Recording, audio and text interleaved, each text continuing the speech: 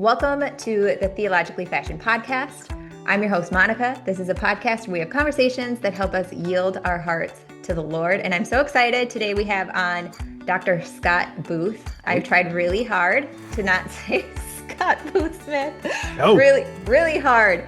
Loyal listeners, I had your sister on last year and we talked about her book, Rest Assured. Yep, she's a dear friend and lovely, and I'm thankful that she was able to connect us. We're going to talk today about some exciting things: how to read the Old Testament. Do we read it through the lens of the New Testament? How do we do that? Yes, no. We want to honor both the Old and the New without losing the integrity of either. So we're gonna talk about that today. But before we do, Scott, can you tell us a little bit about yourself? I'd love to hear your educational background. I know that that's deep and wide. And yeah, whatever you want to tell us. All right. So, hello, everybody. I'm Scott. Let's see. I've been married 23, 4 years. I don't know. It's been a while. And I got 5 kids. My we currently live in Tennessee. My education background, at least I did um, my doctoral work in Old Testament and ancient Near Eastern studies. So mostly in contextual stuff, like lots of languages, inscriptions, and archaeology, and learned a ton. I've been on staff at a dig called Avel Beit Ma'aka in northern Israel, right at the border by Syria and Lebanon. Been there for, I don't know. I was there for, I guess I'm not there now because we're not digging right now, Yeah. but like, I don't know, 4 or 5 years. I don't know, something like that. But yeah. And I guess we were talking before we recorded. Side note, I barely graduated high school. So for all of you listeners who have kids Hmm. who are like just skirt by, like, hang in there. The Lord will get them. Yes, amen. And you know what's so funny? Again, we were talking about this before we pressed record, but you are not the first person to say that on my podcast. I think Oh it yeah. was Kevin Grasso from Biblingo. He said something similar too. I feel like he even dropped out of college, I think, at Nice. first. So, if I'm remembering that correctly, I could be wrong. Uh, but yeah, he even dropped out and then went back and he got, a couple masters, his PhD. So Yeah. it's all Yeah. good. It's all Yep. good, Yep. parents. Our kids are going to be okay. Yep. God's got them too. Yes. Um, okay, so I want to talk about what it looks like to possibly not read the Old Testament through the lens of the New. And one of the reasons I want to talk about this is in my own seminary journey. One of the things I discuss a lot is how my beliefs, my faith has changed and shifted. And I remember being in my first OT survey class, and this was one of the first questions: should we read the Old Testament through the lens of the New? Why or why not? And my answer was like, well, duh, of course Mm, we should, of course. And then I learned maybe that's not the best, and it mm, felt pretty jarring. Like, whoa, why wouldn't you? Like, it felt almost dangerous to do. And we're mm. going to talk about some of those misconceptions, but I'd love to hear from you just to start out. What does it mean even to read the Old Testament through the lens of the New? What does that mean? And because I'm guessing Mm. that a lot of our listeners do that, regardless of if they realize they do or not. And are there benefits to it? Like, are there positives Mm. at Mm. all? Okay. Yeah. So I think the first thing to think about when you're starting to, like, well, how do we read the Old Testament, is to remember that when in the New Testament that they're telling people to study scripture, they mean the Old Testament. So like, you're not going to a bad place. You're not going to a place that's going to lead you away from Christ and your church and your community. So um, yeah, you're good there. I think also Eric Smith, no relation to Rachel Booth Smith. Sorry. He has a book he wrote called Jesus Prequel. And I think he's got a lot of really cool stuff in there. But I think that concept is really helpful, where Eric has said, we are always trying to find Jesus in the Old Testament, which is funny because Jesus in the New Testament is saying, but I'm trying to show you the Father. And so I think that when you know Christ and you have the Spirit, there's so much that is um, available in the Old Testament. So go back and look through. I mean, of course, use your eyes and talk with the Lord about it. So you do have this benefit of almost like I kind of think of the prophets and everybody writing the scriptures, like how jealous they would be that we get to see clearly what they saw dimly. Like we see dimly now what will be clear. Mm. And we, in a sense, can see clearly now the things that they were hoping for. At the same time, it is the same God. And it's not like he changed his mind in chasing after people. And I think, or in um, carrying the load in that relationship. There's a Mm. lot of misconceptions and Mhm. there's a lot of beliefs about what the Old Testament says without really having looked at it for what it says. I guess to answer the question of like, what's the benefit? The benefit is like, you know, the Lord and walk with him. And that's amazing. And you have the Spirit. And the Mhm. benefit, like, don't put that away. But the danger is when you try to fit it, the Old Testament, into what you know about God, you end up kind of neutering it. Um, which is a whole, that's kind of, that kind of gets more towards the fear side of things, I think. Mhm. I don't know, does that answer the question or start to?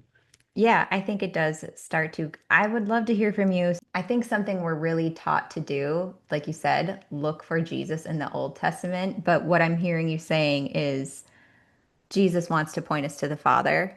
And Yeah. so the Old Testament does that. It does it in a And weird, in kind of a weird way. So yeah, why it does it is really kind of experientially. I know this sounds really weird, but just hang in there. yeah, What will happen is like let's say you're going to read, I don't know, Samuel or Judges or something like that.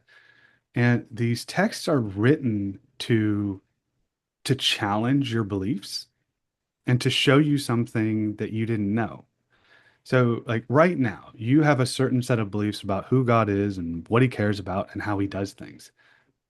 Also, that is not a complete picture, and some of what you think is wrong. And what the stories and really, I mean, even down to the Psalms and the prophets do is they kind of don't make sense from the wrong perspective. And so what you have to do is kind of keep listening and changing to try to find like what are you actually saying? Like mm, listen over and over as if what your approach to it is that it's going to tell you something rich about who the Father is. And it might challenge what you think. And that is a scary thing it is. because essentially what you got to do is you got to like put your beliefs down and like walk into a room and there's no lights on. And do you believe that when the lights start coming on, that the Lord is still going to be good?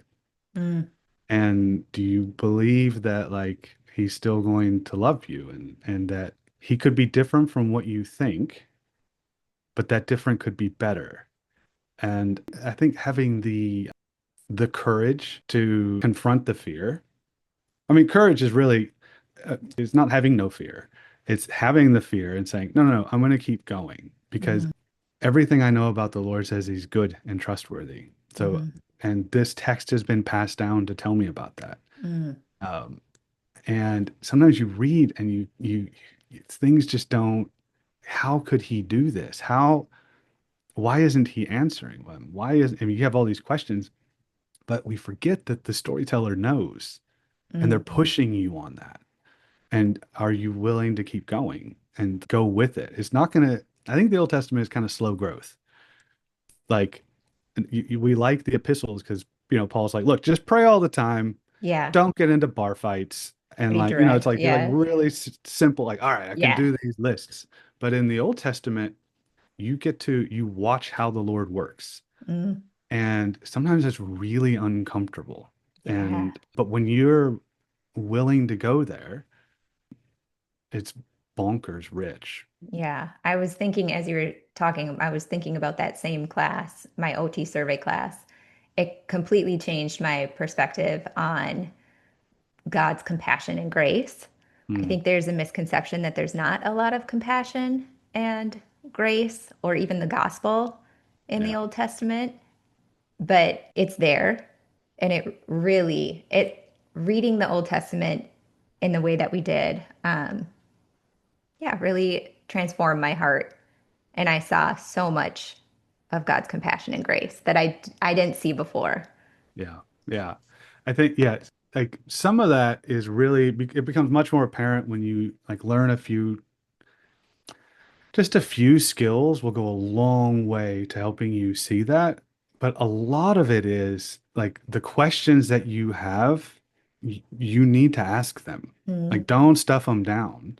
When you don't know mm, why the Lord does something, like a lot of times the storyteller or the prophet m wants you to go down that path and mm, wants you to it is confounding you in a sense like, well, the Lord, isn't he being inconsistent here? Why is he doing it here but over in that other one? But I think if you're sitting down with your grandparent and they're gonna tell you some amazing chunk of wisdom, you just sit and listen and then you ask questions, mhm, you know. But sometimes when we read scripture, it's like it says something and we're like, right, got it. And like we just completely ignore what it's saying because we're forcing some view of Jesus mm, into that. And mhm, the real risk of that is when you see in scripture a God that, when you see what you've always seen, you will know what you've always known,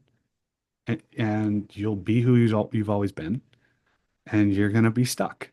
mm, And so you go to the text and you have questions, but you stuff them down and you stunt your own growth mm, because of fear. And I'm telling you, you don't have to. You can ask all the questions. You've got a couple thousand years of people that have asked all the questions and wrestled all the way and come out the other side. yeah. And like it's amazing.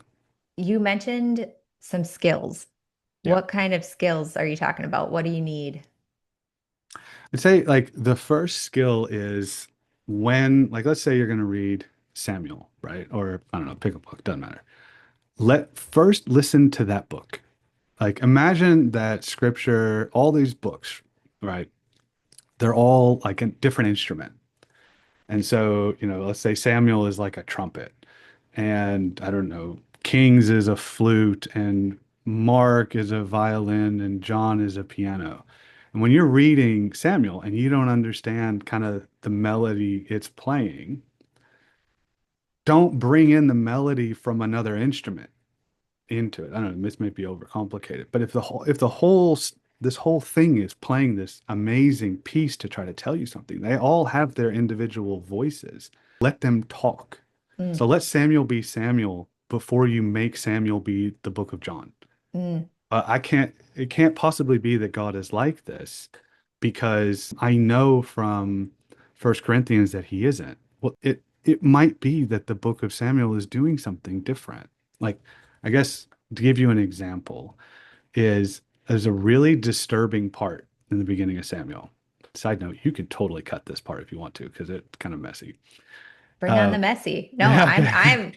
let's go All right. for it. All right. So in the thing, Eli's got these kids that are out of control, Mhm, and they're doing awful things to the people are going to the priests, Eli's boys, to try to worship the Lord, and those boys are perverting that and using it for their own gain. And the Lord goes to Eli and says, I'm done with this. But the way he says it is terrifying. mm, He says, I promised that your house would be before me forever. But now far be it from me. And he says, I'm done with you. And you're like, oh, no, that can't be. And so you'll read people say, well, he couldn't mean that he promised. It must be something different because God doesn't break his promise. But the thing is, in that book, there's repeated times where God says, okay, I want to do this thing. And then people betray it. Like then Saul will do the same thing. mm, And God says, okay, that's it. I'm done. And it's taking you down a path to say, I can have no confidence that any of this will work because every time God chooses a path to go on, people betray it and break it.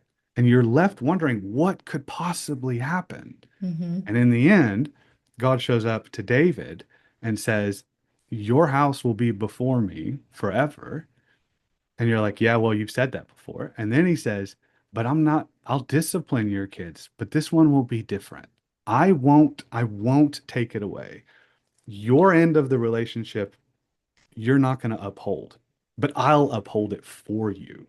Mm, And so forever, House of David, you are different, not because of you guys, but because of me. And I will make it work. Two mm-hmm. things about that. One, that's why Jesus is in the line of David. That's why that's so important. But two, the lesson there is the only way this thing with the Lord works is if the Lord upholds it.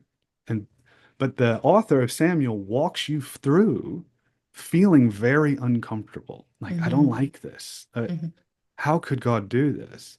And if you don't go there, then the importance of the promise to David, you miss it. But Mm-hmm. they don't say it like Paul in a letter, like a paragraph explaining it. They take you on the journey of a story. And so let Samuel be Samuel for a minute. And if you do, then the whole thing will pop, but you got to trust it.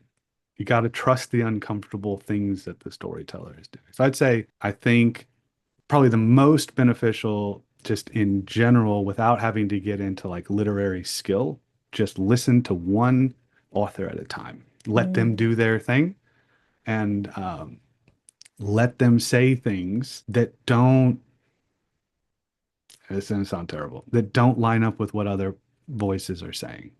Okay. And okay, if I could just give you one more like example of why that Please works. do. Yes. Because I If I feel were to, like people are going to feel uncomfortable with yeah, that. okay, Yep. that's pretty scary. Okay, I'm looking around, but I'm tore apart my shed, so I don't have anything to show you. But if I were to hold up a globe and you see, for example, like North America and South America, like I point the globe at you and I say, what do you see? And you say, well, I see North America and South America. I could look, I'm holding it and I can say, you're wrong because it's Asia and Australia. Well, from my end of this three-dimensional thing, I'm right. It's Asia and Australia. Mm-hmm. And from your end, you're right. It's North America, South America. Now, it's entirely possible that like the Lord has like it is more than just a list of this is what he's like, but it is in fact like a whole person. Mm. So sometimes it's appropriate to talk about him this way when you come at it from this angle. But when you come at it from another angle, you've got to let them say things about what it's like from coming at it from this angle. And that Mm-hmm. feels really weird. Like, wait a minute, there are two different things. How can God be both this and this? Now you're doing the work. But you Mm. got to go to those questions. You got to listen to what they're saying. You got to go through the questions. And yeah, like have the courage to do it. What I'm hearing on a really practical level, when people ask me, you know, Monica, I want to read my Bible better. I want to grow in my relationship with Jesus. How practically do I do this? Because so many of us were taught to have a pretty simple, like daily quiet time, Yeah. right? Where we read just like like a chapter or something. Yeah. What I'm hearing from you is a practical way to do this is to sit with a book for a Yeah. while, maybe, right? Like sit with Samuel for a while. Like don't Yeah. move on quite so fast, Yeah. right? Like you did, like you talked about Rachel, right? So she did Rest Assured, her book. Yeah. She talks about Genesis 1. Well, the storyteller who is doing Genesis 1, we think that they're just reporting creation, right? Yeah. She talks about all this stuff, right? But we have to also realize they're setting you up for Genesis 12. And they're setting you up for Abraham and Hagar Mm-hmm. and Joseph in Egypt. It's not like this whole you're supposed to be in, reading about Rachel and Leah and Jacob and remember the creation story and how Mm. things were built to be and then watch the Lord deal with things when they're not that way. But Mm-hmm. if we're just reading it like completely segmented, and not like going like read it like a novel that you're reading. You're good at stories, Yeah. right? Like how many of us like have a favorite Netflix series or whatever it is we watch, right? We remember the last thing. Remember the last thing. Remember the Yeah. characters. Remember what they're like. Count the Lord. This I'll tell you, the weirdest thing when you learn Hebrew is when you start in reading the Lord has a name, just like all the other characters. All of a sudden in your head, you're like, oh, right. The text is presenting the Lord as a character in the story. Mm. But what's he like? Yeah. What makes him happy? What makes him mad? What does he do when he's upset about something? Hmm. Right. And like you do all these things. Like Hmm. just do what you do, but do it Yeah. with this text. I was reading just another example. I was doing some work in Hosea and I was reading about, I think it's Hosea 3:1, where they talk about the raisin cakes. Mm, And I was so confused by the raisin cakes. Anyways, that's just another example of this letting the author do the work because, through whatever. And Rachel had to help me with this too because I was like, can you point me in the right direction? Because this is yeah. not making any sense. Yeah. There's so much compassion and grace, and there's really, it's like you had talked about, God's covenantal love that lives there, just Yeah. letting the author do its They thing. like the when you do that and you're really listening, right? And you're like, what is he really like? You start uncovering beliefs that you have. Right? Mm, So let me give you an example, right? So I yeah. think I said my favorite one to do to kind of reveal this is say like, what made the Lord during the flood? What made the Lord so angry that he sent a flood? And it's a trick question. And people say like, oh, well, it's all the abuses that they were doing with the people, or it's all the violence. The reason it's a trick question is if you go read Genesis 6, he's not angry. He's sad. Mm, It just said down to his heart, he was grieving. mm, But we think he was angry. And then, okay, so that's a really cool one to do. But then the thing you got to do, don't stop there. Then go back and think, wait, you'll see these things pop in the text where the Lord is different than you thought he was. Take that thing that's like really popping for you and then say, well, why is it standing out? Like, I didn't know that the Lord was sad. I thought he was angry. Oh, that's hmm interesting. So your view, confront your own view and belief that, wow, I really thought the Lord was angry. Now, to go one step further and think, the fact that I thought the Lord was angry, how did that work out practically in my life? How am I behaving? I'm now seeing this text is showing me I have this belief over here that said the Lord was angry. What do I do? How do I treat my kids? How do I treat the Lord in worship? How do I, whatever, because I thought he was angry and hmm work that out and then go back and say, but now I find out he was sad. All right, great. When I work that out practically, what's it going to look like for you now that you know it makes him sad? And like Yeah. just really start to work through these questions and let the text confront you and confront your beliefs. And when it confronts your beliefs, you'll see things that pop out and then track that, run that trail, trace it down. Like what happened? Where hmm was I that this is now where I am? Then you'll start to see some real growth. Yeah. Yeah. That's super interesting and super helpful. I can relate even just to the idea of God's anger and the wrath of God. I feel like maybe those listening can relate too. That's how we read a lot of the Old Testament. I think that maybe was what those who taught us were taught, Yeah. right? And Yeah. so then we were taught God is angry. Yeah. And Yeah. maybe, And if you just go through the text, there are times he gets angry, yeah. but like at what? What's he getting angry at? Like start writing those things down, right? Like this is what makes him angry. And who is it? And what's his history with those people? And Hmm. it will utterly shock you to find out what makes him upset based as opposed to like what we've been taught.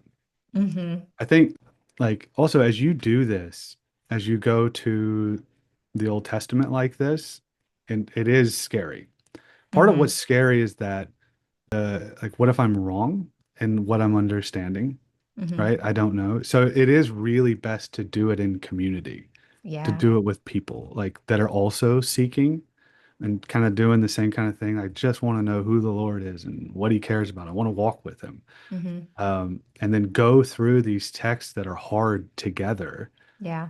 come up with, think, hold your conclusions loosely as you work through these texts because the storyteller may confront you differently. They may be setting you up for something. That's just the case of, I think, with when you're doing stories, but really with any of the text, doing it with a group of people is going to provide you safety. Yeah. I see support. I see insights. Yeah. Yes. Safety. Yeah. Mm-hmm. Keeps you from going off the rails as you're going through. Because if you were just to go through that Samuel thing we talked about by yourself, you're like, well, the Lord, he doesn't keep his promises. And now you're living this, you know what I mean? Yeah. And like, you don't, Don't stop halfway through. don't stop, like, keep going. And say, like, wow, this really disturbs me that this is the way it Yeah. is. And I don't know what to do with it. And in a group, you might say, well, one person thinks this and this and this. Like, let everybody think what they think and Mm-hmm. just keep going. Yeah. Like you don't have to be right to walk with the Lord. Like you Mm, just gotta want to. You just gotta keep going. He'll catch you, that's a good word. you know? Yeah. Like Yeah. you're good. I There's other think, little things like, oh, sorry, go ahead. no, you go ahead. I was just going to say, I feel like, man, I don't know about you. I spend a lot of time on social media. That's like part of what I do. And so I think there's this really big push to have to be right. And I Yeah. love the reminder you don't always have to be right, but you have to want to walk with the Lord. I love that. That, Yeah. yeah. And be okay, like when you see something to just hold it like, I think this is what I'm seeing right now. And like growing in the Lord. I don't know if you know this, but like it takes time. And Yeah. it's a lot of it's because we'll hold a belief and the Lord will just let us run it and he'll work it out and polish it and chop off the dead parts, but he doesn't do things like snap of the finger. Mm-mm. So yeah, I'd say like the other thing I was gonna say is like as you're reading a story, read it like a story. Find the plot. If you've lost the plot, like you're missing something. That's okay. Sometimes you got to watch the next episode to really figure out what that last one was about. Sometimes you got to rewatch it Yeah. so you can really catch it. When you're reading a poem, read it like a poem. It's not like a list of facts, it's an expression. Let it express.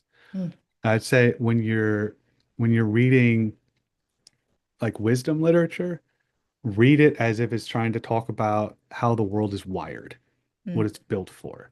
It doesn't mean it's always that way because wiring breaks, but just read it like this is that conversation. When you're reading laws, read the laws as if they're little stories, every little one. And they're little stories that says, if this is what's going on, this is what my heart is. mm, And then you got to just kind of wrestle through it. But each one of them, you're supposed to kind of wrestle through what is the Lord's heart in this? mhm, And the reason you're wrestling is because your heart is not the Lord's heart. And it is working itself out in you. mm, And so do it. Like go there, be uncomfortable with it. There was a there's a class we used to have when I was teaching seminary, and we'd read every story in scripture from Genesis to Acts, and we would read it like a story. Just find the plot, tell me the story, like what's the historical context, like just tell me what's going on in the world, tell me what's going on in the story. And then I would get to Kings, and we would read this. I would do this twice a year with the students, and you know the story with Elijah on Mount Carmel. mhm. And then the story keeps going and he runs away and he gets to the mountain and God's like, you're like, there's the fire and the earthquake and the God, that thing made no sense to me. Like you can read it and you can kind of find sermon points or whatever, but like, what is that? What is the point of, and then God says, hey, I want you to go do these three things. And then Mhm, Elijah doesn't do them. mhm, Elisha does. I'm like, what? I'd read this thing twice a year, every year with these students. And it took me, I don't know, 6 years before I went, oh my gosh, I see it. I know what it's doing now. Ah, And the whole time, it wasn't exegetical. It was me. okay. It was fighting. I was fighting it without knowing because internally I had decided without knowing it that the text couldn't possibly be saying this. But you know what I mean? I had like Yeah. eliminated. It wasn't Uh-huh. gonna, I didn't even have it on the table as something that it was such a tightly held belief for me Yeah. that it took that long to like for the Lord to like wear it down Mm, before like the text exposed a wrong belief that I was not only that I had, but I was operating in. mm, And the mm-hmm. Lord, and all of a sudden I was like, oh my gosh. And then I could like look back on my own story and like, holy cow, This is what's my going on. whole life is lived out of the wrong perspective. And that blocked me from Yeah. this very simple story, which when you, Hmm. it is a very simple story, but I couldn't understand it because of me, not Yeah. because of the story. The Right. story was easy. And there's so much in the Old Testament like that where you really want to brush past it because it's weird Hmm. and it's hard to understand and it just seems like story and it seems like this doesn't really make sense or apply to me. Yeah. That's how I feel a lot. Like I brush over those stories sometimes because I'm like, this is weird. Yeah. There was one like, there was a law we used to do where you know the law where it's like, hey, don't glean the grain on the outs on the edges of your field. Let that be for the poor and for Yeah. the fatherless and the widows. And it's like, and when you drop a sheaf, don't pick it up. Okay. And it's like, and when you go over your olives, don't hit it twice. Yeah. Right. And then it's like, and it like keeps going. And you're like, Yeah. okay. And then you say, wait, why did you do that? Hmm. What is what point does it make about talking about olives that it didn't make about, and you just like dig and dig and dig. And that one, it turns out like each one of those things that it mentions it harvests at a different time of year. So the Lord is saying, take care of these people All year. all year. And Hmm. you're like, oh, but if you just blow past it and like, that was weird. Anyway, and you move on, and instead of wrestling, you Yeah. just, Yeah. Hanging out with it for a little longer yeah, until hang it's out. not quite so weird anymore. Yeah. And I Yeah. think I can tell you from my own experience, but you don't have to take my word for it. Like the reason that the church keeps training up new Old Testament professors, like, is because there's when you start to see the Lord there, it's like you can just see Jesus like going like, yep, that's what I was trying to tell you. That Like one. this is Yeah. the whole time. This is what we're after, Right. is this kind of compassion, this love. We really don't like it when people do this. Like, Right. this is really dangerous for people. This is really offensive to me. Right. This isn't the thing. You know what I mean? Like, Yeah. you start to see the same, in a sense, it's kind of weird. You see what you see in Jesus, you see that same thing kind of the whole time. Hmm. But you see it so much more rich because you went through the experience of wrestling Hmm. with it. Like, Hmm. I don't know. It's just amazing. Yeah, I agree. It's just amazing. And I love this encouragement to don't feel like it's, dangerous to remove. Would you even say like you're removing the lens of the New Testament? Is that even, or like just maybe, I don't know, setting I it to the side a little? Yeah, I think like because there's times like you can think of like the road to Emmaus or something where Jesus walked and like showed them things and taught them things. So there is stuff in there Yeah. where like you're like, oh, that's what you were saying the whole time. But I think that we assume when we see that he's saying, look, that was me that did that. That was, and Yes. we think Yes. but as opposed to thinking like what you saw me do on the cross, I've been doing this, Yes.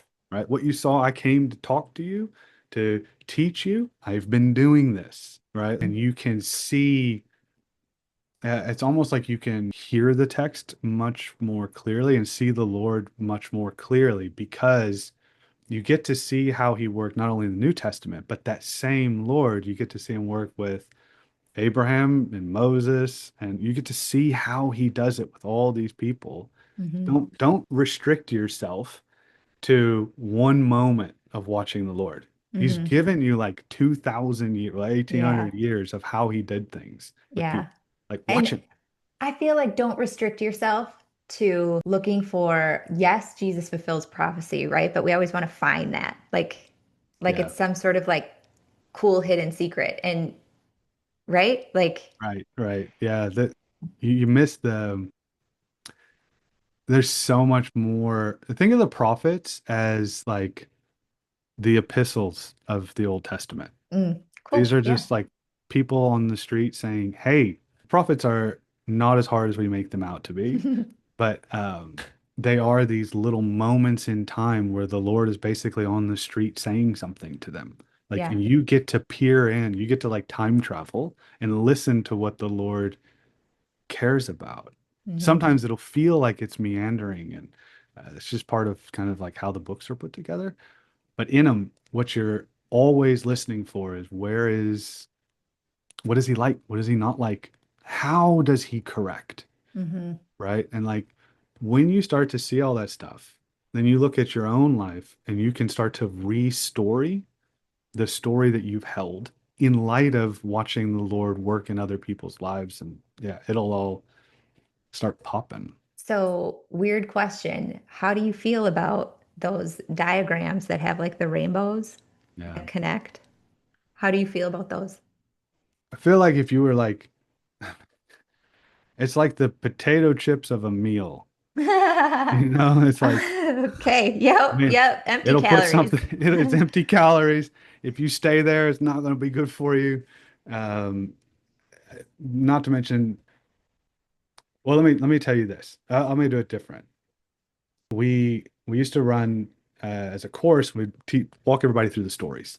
We'd Hmm. walk them through the law, and we'd walk them through the writings, and we'd walk them through the prophets.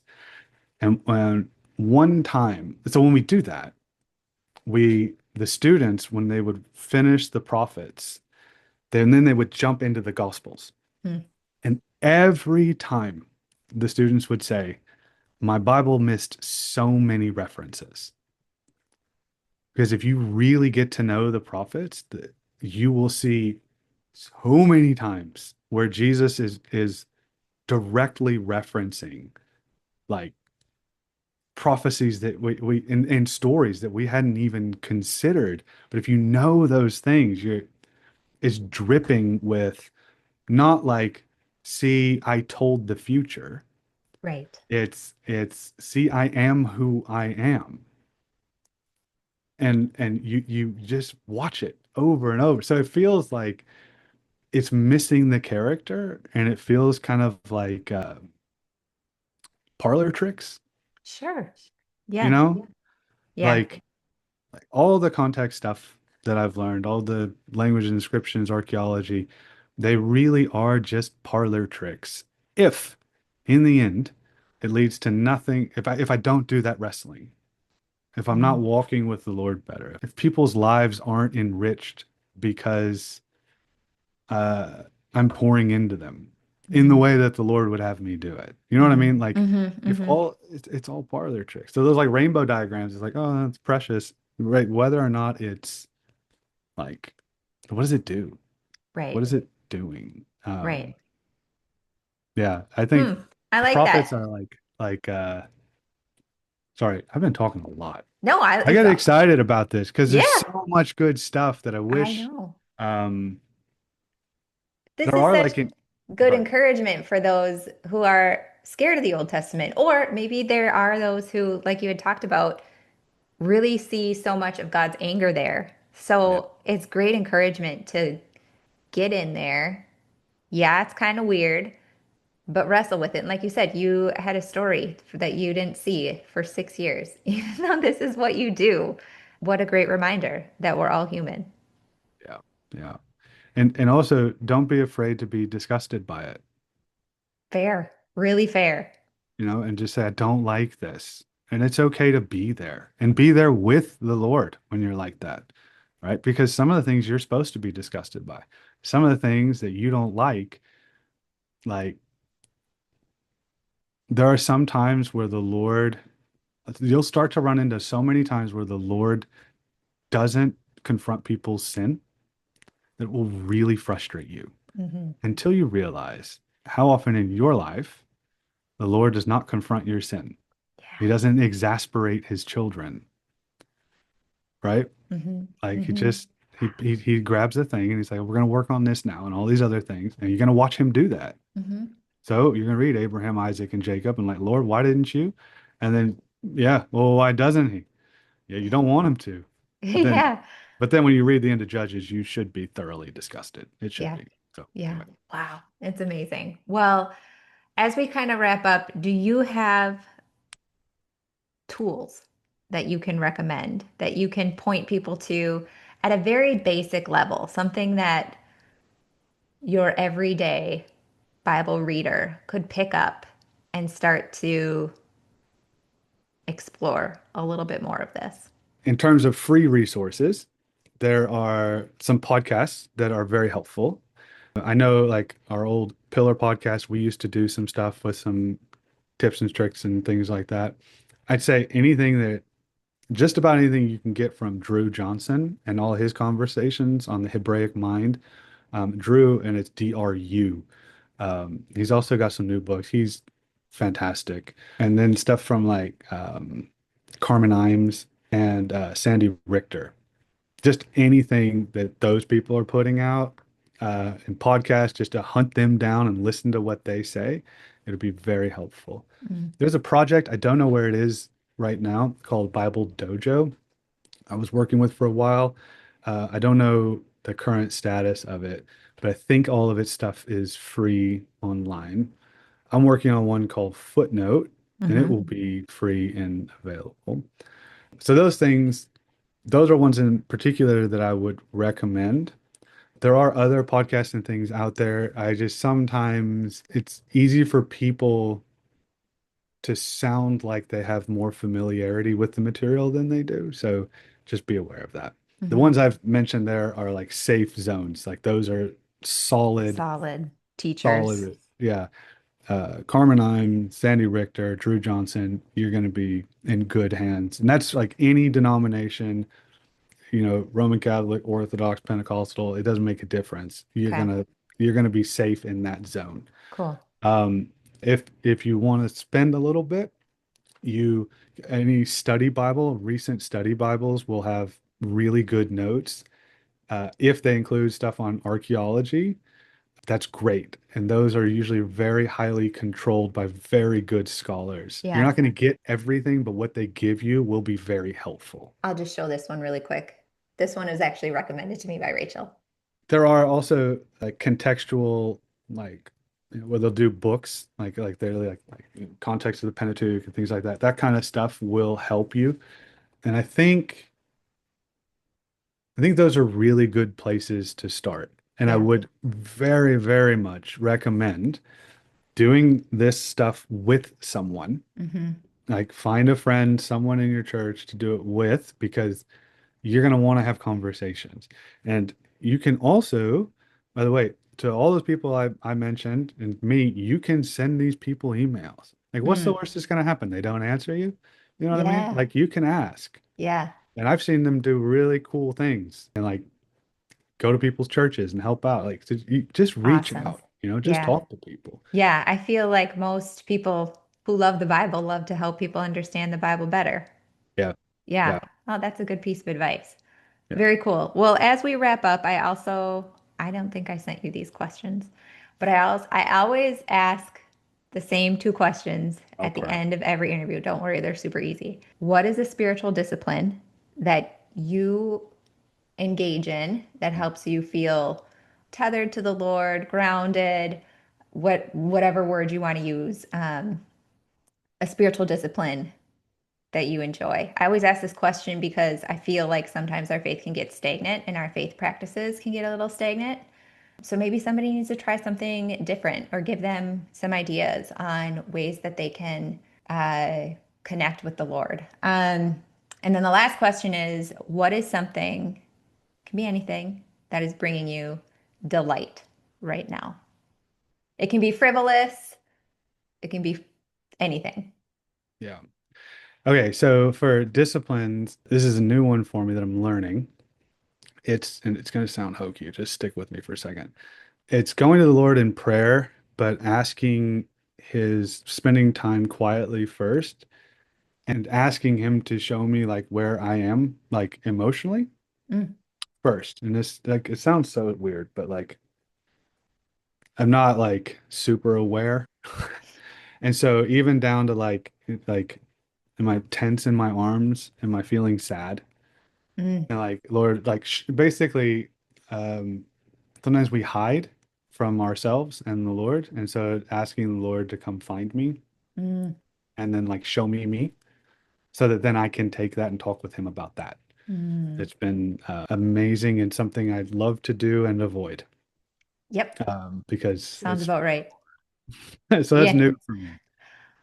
I appreciate that for many, many reasons, and I might adopt that. Um, Very cool. Yeah. Oh, and delight. We just went through kind of an accelerating, I guess the last decade even, of just everything falling apart or getting difficult. And then finally it got difficult to everything falling apart. My mom died and this everything just tanked. And watching the Lord put it back together Mm, and care in a way that's beyond my wildest imagination. Like mm, I could tell you unbelievable stories about how bad it was and then how far he has restored everything, mm, restored what was lost in mm, it. Not like, I mean, obviously my mom's not like walking around, but like watching him care in so much pain and difficulty and then restore what the, I guess kind of similar, but to take it out of context, restore what the locust had eaten, mm, I mhm. think has been uh, this and do it with my kids and see it with my wife. It's just been unbelievable. Like, yeah, I'm in the middle of watching something I never thought was possible, Yeah. and it's a delight. Mm, mm. Very good. Thank you. Yeah, I appreciate that. Well, thank you for this conversation. It's so helpful. Very I'm welcome. sure I'd have a lot more questions if we had more time. Anytime we We'll have can to do do it this. again. We'll have to do it again Maybe because like I'll, segment it, like little ones. Like, how do we do profit? It would be really fun. that would be super fun. Yeah. I would love that. Awesome. Well, thank you so much. Appreciate it. You're very welcome.